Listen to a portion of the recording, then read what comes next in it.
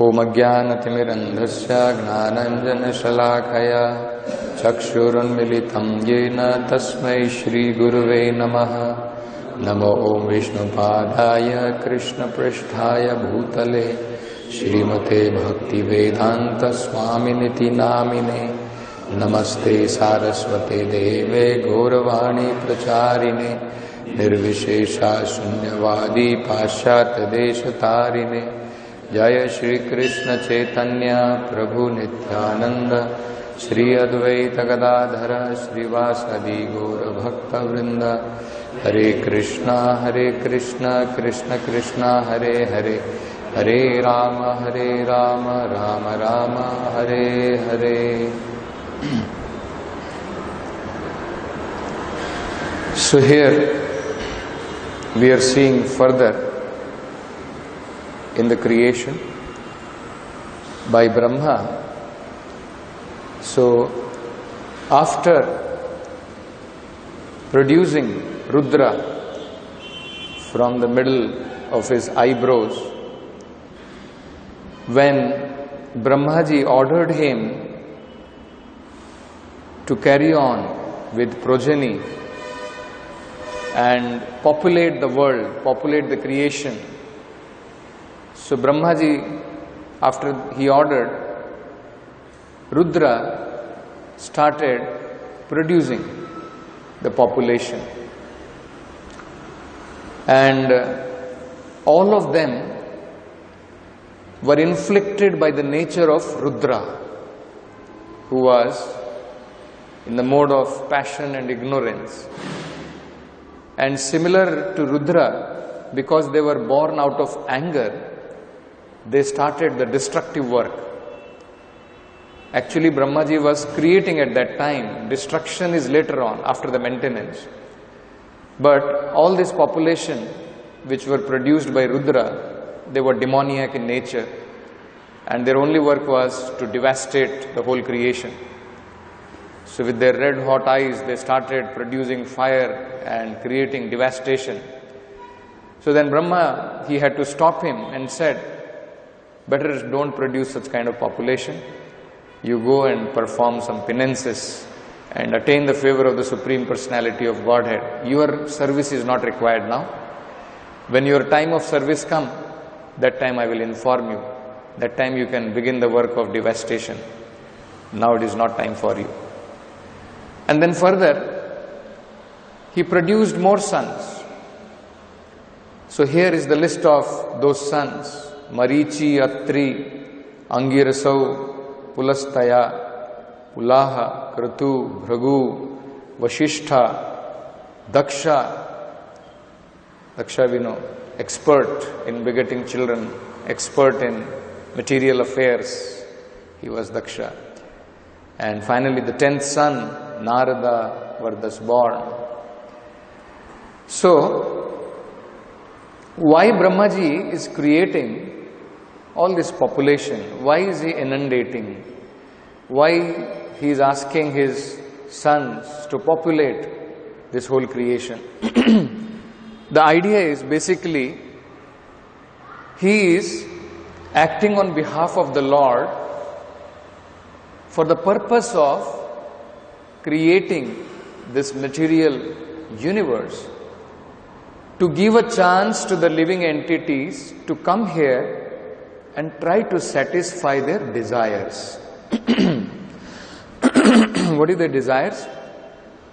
Their desire is they want to be independent of God. They want to come to a separate place where they can be the Lord themselves. So they want to enjoy. So the Lord plans to give them this material creation to go there and try to lord it over. So Brahma is facilitating that arrangement. So in order to make the living entities come to the material world, he is populating this material universe so that they can come, they be born here, and then they will try to enjoy. That's why we see now when he has produced sons like Marichi, Atri, Angira, Pulasya, all these, and even Daksha, all of them, they're going to produce population which will be materialistic or which will be attached to fruitive activities. You see. And then Brahmaji also produced another son, Narada, who was not attached to fruitive activities. You see, a lot of varieties of creation we can see. First he created Kumaras. They were not at all attached. They said, we will not get married. We will not produce population. We will remain brahmacharis.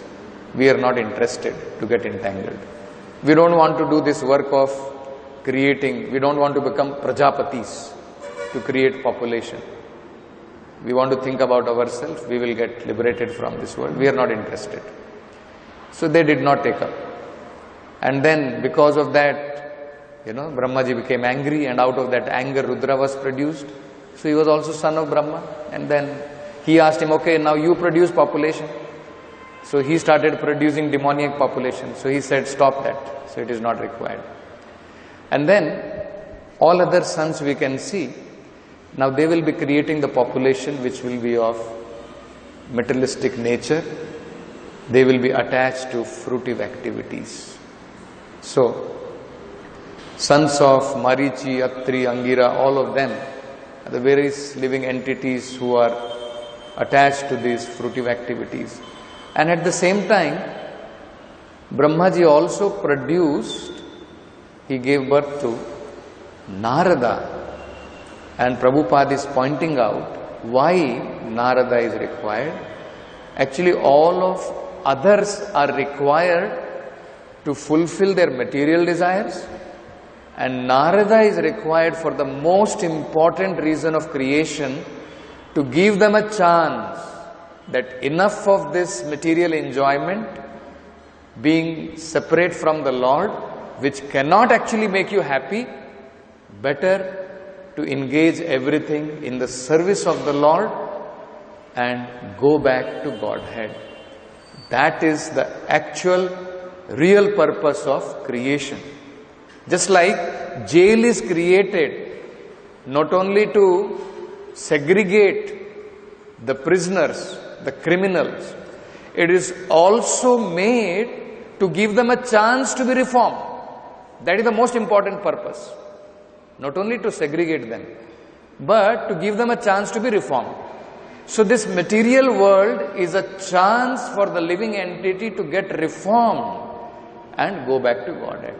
And that process of actual reformation is devotional service, which will be propagated by Narada. All other processes, whether by Daksha, whether by other rishis like Marichi or Atri, all of them will propagate some path of jnana, yoga, meditation, all that. All of them will gradually take us, but they are not enough to take us out of this material world.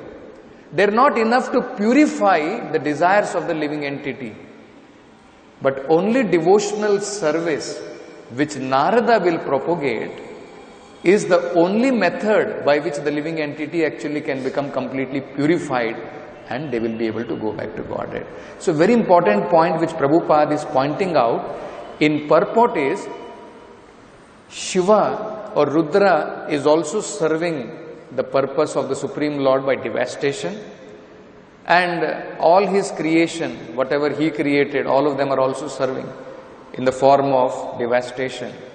And all other Marichi, Atri, Pulasya, they will all create progeny.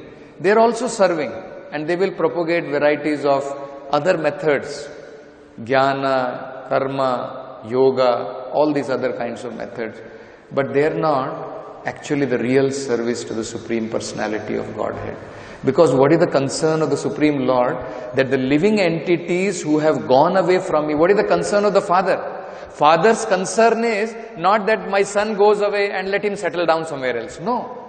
Real father's concern is that, okay, when he has settled down somewhere, let him be comfortable. At the same time, let him come back. Let him come back to my protection. Because there he will be without anxiety. When he's out there, somebody will provide him some clothing, somebody has given him some work, somebody has given him something. That is also some service, no doubt, to my son. But that is not real service. Real service to my son is if somebody can make him to come back to me. That is the real service. That is the work which is done by Narada. And Prabhupada is pointing out, that is why bhakti, devotional service propagated by Narada is the highest welfare service. Because by that, not only the living entities will be happy when they are situated in the material world, at the end of their life, they will also go back to Godhead, which is the real purpose of this creation. So, Prabhupada is saying, without devotional service to the Lord, one cannot make progress in any department of activity. Although the path of devotional service is always independent of anything material. He knew very well, without devotional service to the Lord, there is hardly any benefit for the conditioned soul, and therefore he at last created his worthy son, Narada. You see? So without devotional service, if this world is simply created, it is useless. There is no use of creating this material world at all. Because if there is no chance given to the living entity to go back to their original nature, which is Satchit Ananda, this material world is Asat, Achit, Nirananda. To simply rot in this material world, if the Lord had given the facility, that is not worthy, isn't it? So he created Narada, who will propagate the cult of devotional service, by which the living entities can actually become benefited and they will go back to God. In Bhagavad Gita, in the 11th chapter, Krishna talks about very important instructions. He gives 5 very powerful instructions how to render devotional service even when we are entangled in this material world in varieties of activities. You see, actually pure devotional service to the Lord, it is independent of karma, it is independent of jnana. That is pure devotional service.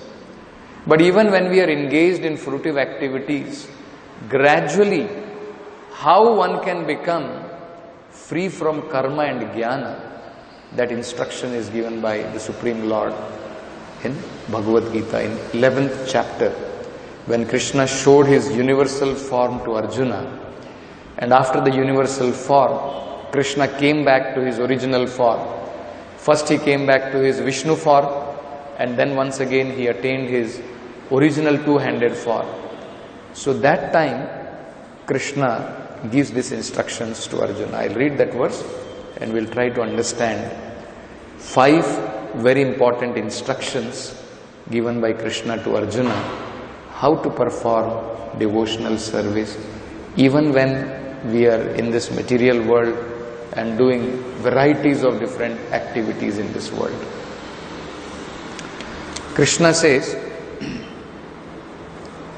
first he says in the verse before, 54th verse,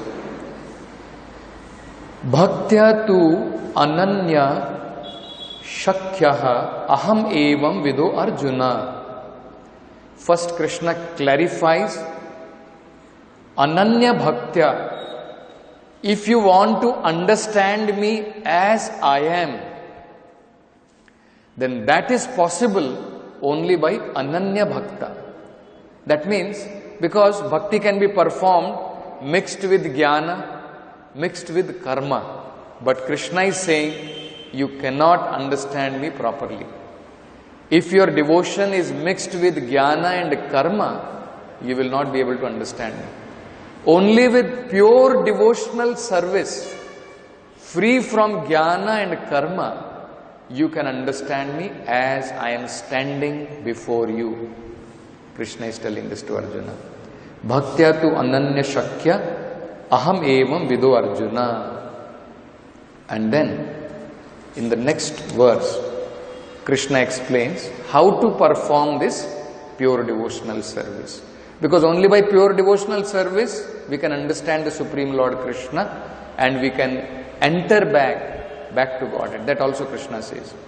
Gnatum drashtum cha tatvena praveshtum cha parantapa. Only by this you can enter into the mysteries of my understanding. Only by pure devotional service you can enter into the mysteries of my understanding. Otherwise it is not possible. Then how to perform the devotional service? That Krishna says in the next verse.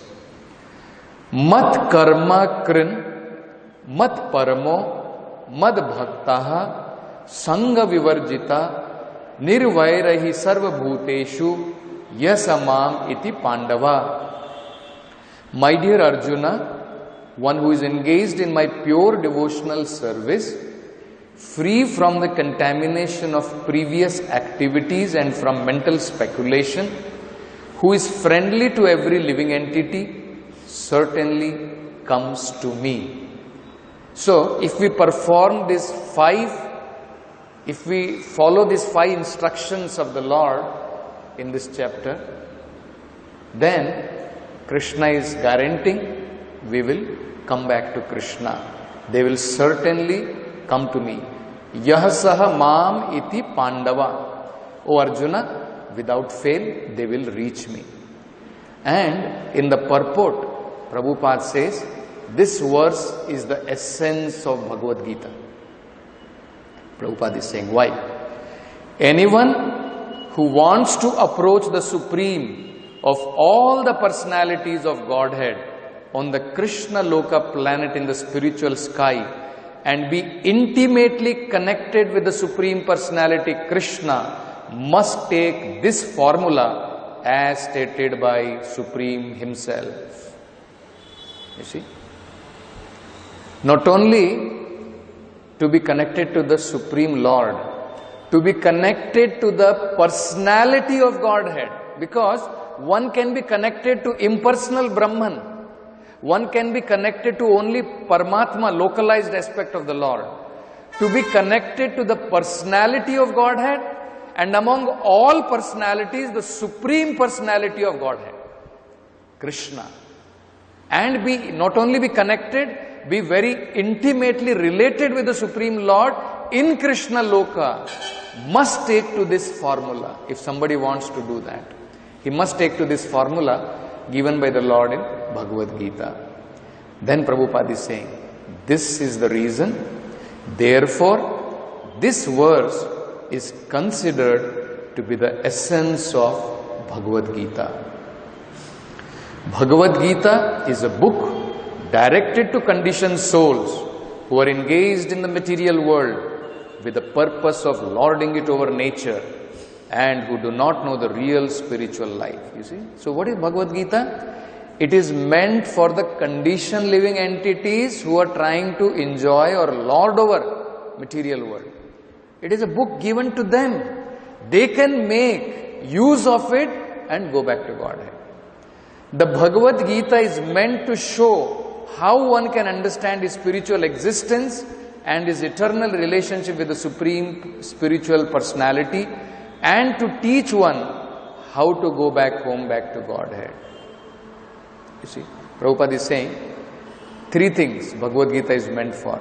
It is meant to show how one can understand his spiritual existence, that actually I am not matter, aham brahmasmi.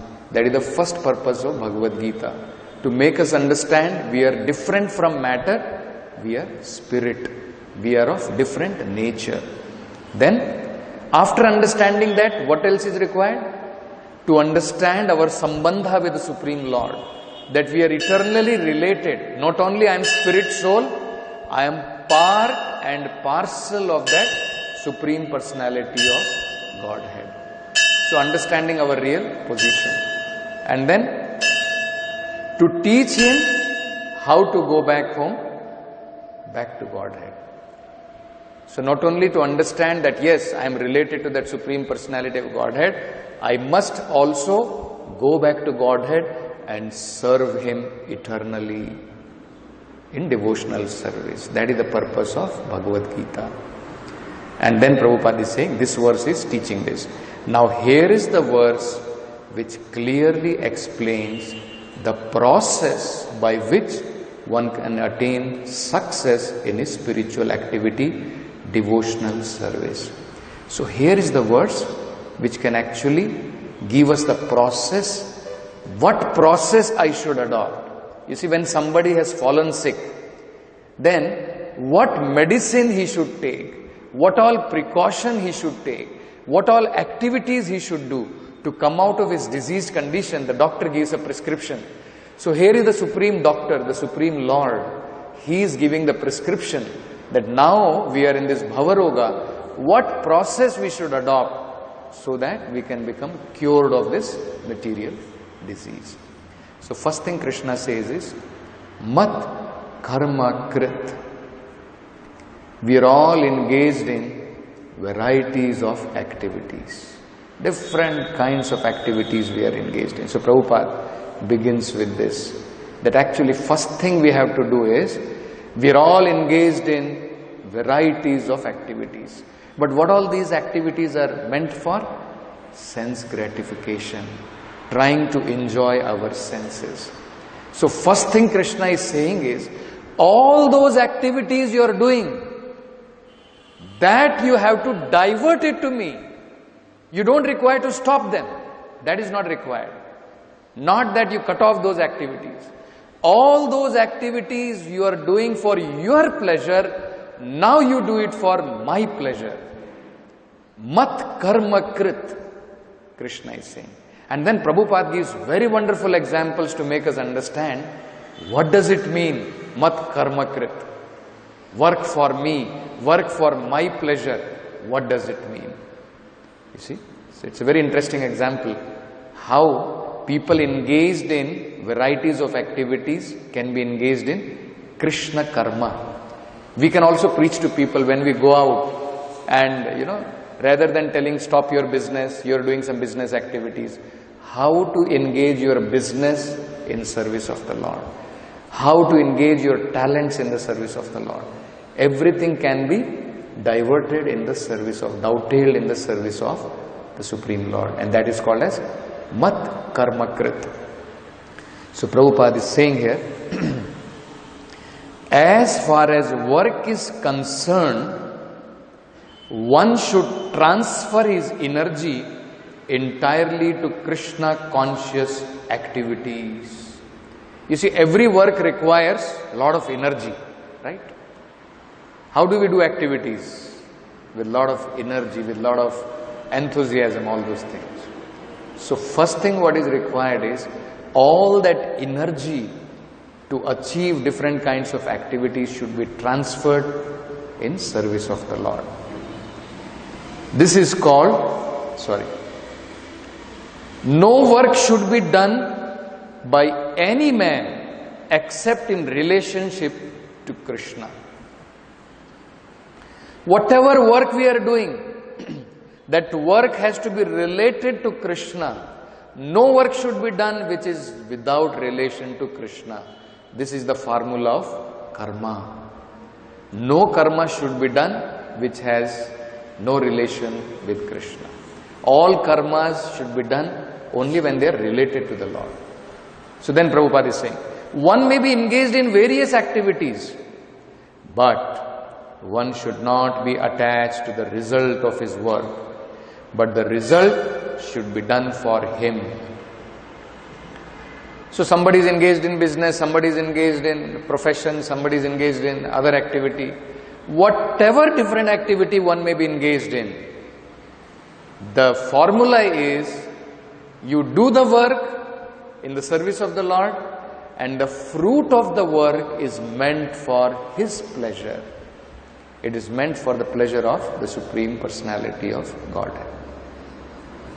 For example, one may be engaged in business, but to transform that activity into Krishna consciousness, one has to do business for Krishna. Suppose you are engaged in some business you are doing. If you want to transform that activity into Krishna consciousness, then you should do that business for Krishna. That is the meaning. What does it mean to do business for Krishna? That also Prabhupada explains. Otherwise, somebody may just say, yes, I am also doing business for Krishna. Isn't it? People also say, yeah, सब भगवान का ही काम है. जो मैं कर रहा हूँ सब भगवान का काम है. वो भगवान का काम कब होता है? When that fruit is also engaged in service of Krishna. If you are engaging the fruit for your sense enjoyment, then you are not working for Krishna. You are working for sense gratification. That work is not Krishna activity. That is Ugra Karma. Isn't it? So, for example, one may be engaged in business. To transform that activity into Krishna consciousness, one has to do business for Krishna. If Krishna is the proprietor of the business, then Krishna should enjoy the profit of the business. If a businessman is in possession of thousands and thousands of dollars, and if he has to offer all this to Krishna, he can do it. This is work for Krishna. Instead of constructing a big building for his sense gratification, he can construct a nice temple for Krishna. And he can install the deity of Krishna and arrange for the deity service as it is outlined in the authorized books of devotional service. This is all Krishna karma. You see? And while performing his business, what should be done? One should not be attached to the result of his work, but the result should be offered to Krishna. One should not be attached. Whether I incur loss or I incur gain, that doesn't matter. Isn't it? What is more important is that whatever result is there, it should be offered in the service of the Lord. One should also accept prasadam, food, the remnants of offering to Krishna. And then Prabhupada says, okay, then somebody will think, okay, so Krishna, only those who are doing business and earning a lot of money, only they can serve Krishna. So Prabhupada is saying, next. If, however, one is not able to construct a temple for Krishna, one can engage himself in cleaning the temple of Krishna. That is also Krishna karma. So, okay, somebody may say, no, Prabhuji, मेरे पास तो पैसा family के लिए चलाने के लिए बस उतना ही रहता है. ठीक है, doesn't matter.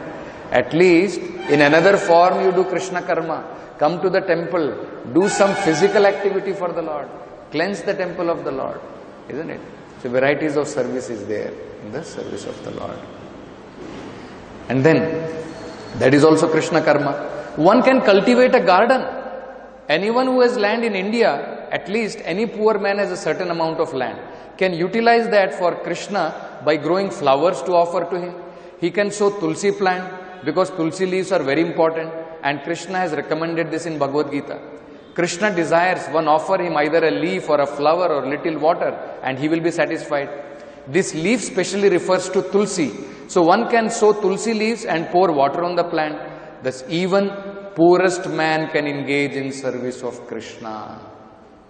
Even the poorest man, he can also engage. At least he can offer water to the Lord. He can offer one leaf to the Lord. Isn't it? Even with that, Krishna will become satisfied. These are some of the examples of how one can engage in working for Krishna. This is formula number 1. Mat karma.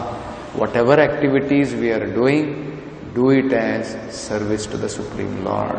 Mat karma krit. Next, Krishna says, Mat paramo. And Prabhupada explains what is the meaning of Mat parama. Anyone would try to explain? What does it signify?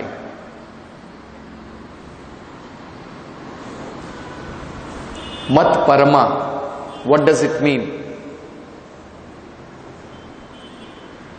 Raghuttama? Surat Krishna? Accepting the Supreme Personality of Godhead as perfection of life. Because there may be some people who may be doing some kind of devotional service, but they are attached to Brahman effulgence. Like the 4 Kumaras, earlier they were only attached to impersonal aspect of God. They were also self-realized, but they were not attached to Krishna. They were attached to only Brahma Jyoti. There may be others who may be just attached to seeing Paramatma in the heart. Isn't it? Krishna is saying, one should consider me to be the highest goal of their life, highest perfection of their life. How Prabhupada translates Mat Parama is very beautiful. Prabhupada says, Mat Parama refers to one who considers the association of Krishna in his supreme abode to be the highest perfection of life. That means, not only that, he is not thinking of going to some heavenly planet. The devotee is not thinking, let me be born as some rich man, or let me go to Indra Loka, Brahma Loka, I will enjoy there. All those are not destination for a devotee. Mat Parama, even Brahma Jyoti is not his destination. His destination is, he wants to be the Supreme Lord's servant and serve Him in the spiritual world, Goloka, Vrindavan Dham. So, Krishna is saying, Mat Parama. He is only attracted to being transferred to the spiritual sky. And even in the spiritual sky, he is not satisfied with merging in the glowing Brahma Jyoti. For he wants to enter the highest spiritual planet, namely Krishna Loka, Goloka, Vrindavan. And then, thirdly, Krishna is saying, Mad Bhaktaha. He should be engaged in devotional service. How one should be engaged in devotional service is very clearly specified in Bhagavatam, that there are 9 methods of serving the Supreme Personality of Godhead. Anyone remembers that verse? Shravanam, Kirtanam, Vishnu Smaranam, Vandanam, Padasevanam. So, these are 9 kinds of activities in devotional service. So, Prabhupada says, either by all 9 of them, actually in Krishna consciousness, Prabhupada has made provision that from morning to night, whatever we are doing, all 9 of these activities are included.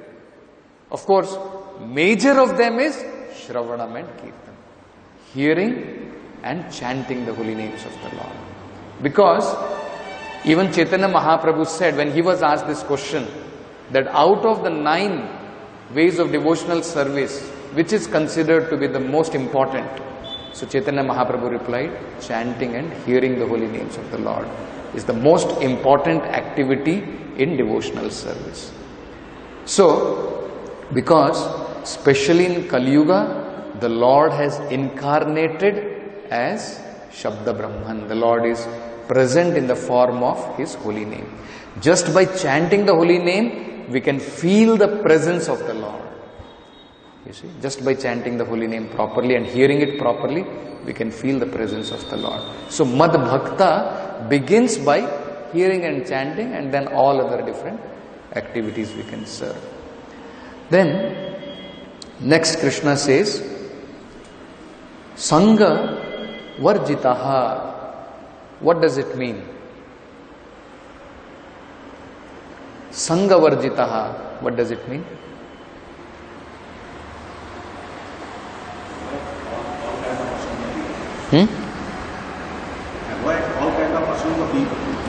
Very good, very nice. To avoid all kinds of asat sangha is called Sangha Varjitaha. And there Prabhupada gives a list of asat sangha.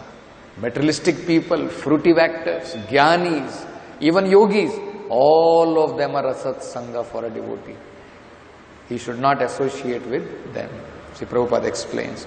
Bhakti Rasamrita Sindhu Rupa Goswami describes Anya Abhilashita Shunyam Jnana Karmari Anavratam Anukulyena Krishnanushilanam Bhakti Ruttama.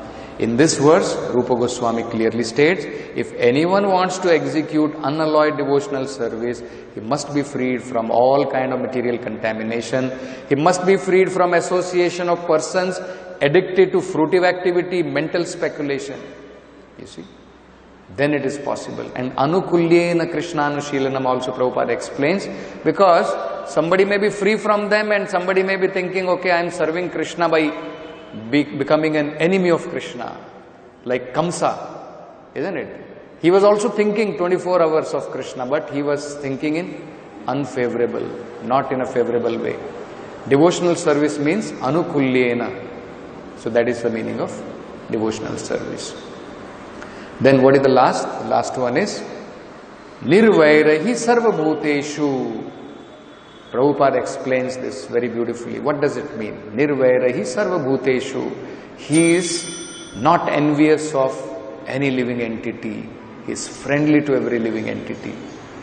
So devotee should be friendly to living entity, not envious of any living entity. What does it mean?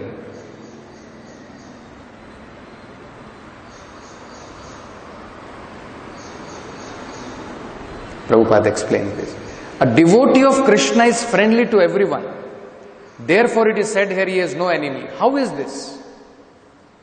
Because a devotee situated in Krishna consciousness knows only devotional service to Krishna can relieve a person from all the problems of life. He has personal experience of this, and therefore he wants to introduce this system, Krishna consciousness, into human society. See? So he's not envious. Not envious means actually he is always thinking of welfare. He is friendly to all of them. Why? Because he knows only by devotional service, if I can propagate not only for my personal experience, now I want to give it out to all living entities. This is another sign of devotional service. So this is another formula which is very important principle in devotional service, that not only for ourselves we should practice, we should also try to give it out to others for the benefit of every living entity, just like Narada is the example here. Brahmaji begot Narada for the purpose so that he can give out the most important activity to others. And Krishna says, anyone who does this, anyone who tries to give this devotional service to others, he becomes most dear to me. And there is no servant of mine who is more dear than the one who takes all kind of risk to give this knowledge to others, to give this knowledge of devotional service to others so that they can become benefited. So we'll stop with this. Granth Raj, Srimad Bhagavatam ki jai, Srila Prabhupada ki jai.